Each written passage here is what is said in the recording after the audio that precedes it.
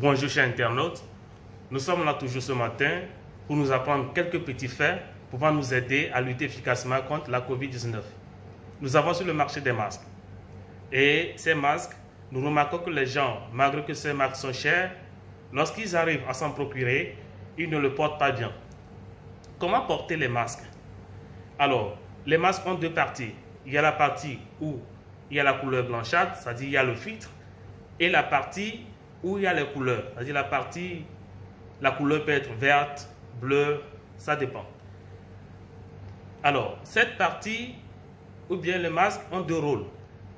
Premièrement, ça peut empêcher celui qui le porte de faire extérioriser ses gouttelettes, ou bien lorsqu'il tousse par exemple, ça empêche donc la sortie des particules lorsqu'il tousse.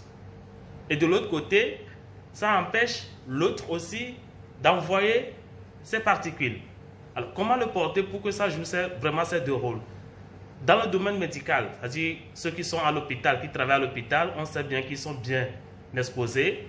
Il est conseillé, ou bien il est, conseillé de porter le masque d'une manière que la partie blanchâtre soit dehors. C'est-à-dire ça empêche l'extérieur de vous envoyer les gouttelettes.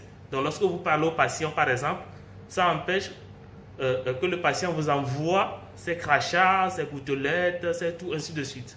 Et donc, ça vous protège un tant soit peu contre la Covid-19, c'est-à-dire l'infection.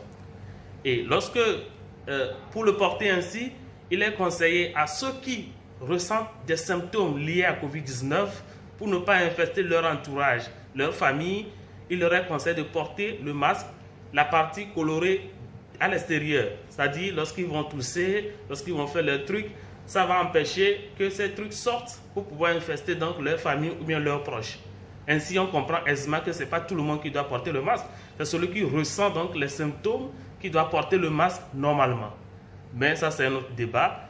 Voici, pour tester aussi l'efficacité d'un masque, puisqu'il y a plusieurs masques sur le marché, il faut prendre le masque. Vous faites une lumière comme ça.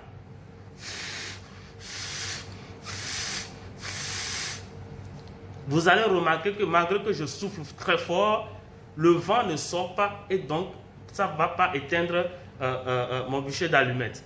Et donc c'est une manière de vérifier l'efficacité des masques. Lorsque vous avez des masques à votre niveau, puisque vous n'avez plus la chance de voir les masques en boîte comme ça, mais d'une manière en vrac, on les partage, on les vend ainsi de suite, pour tester, parce que les masques ça peut périmer et les filtres peuvent être de mauvaise qualité.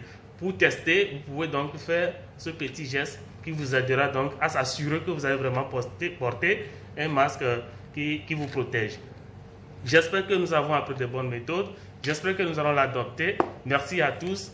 Ensemble, luttons contre la Covid-19 et que Dieu nous protège. Merci.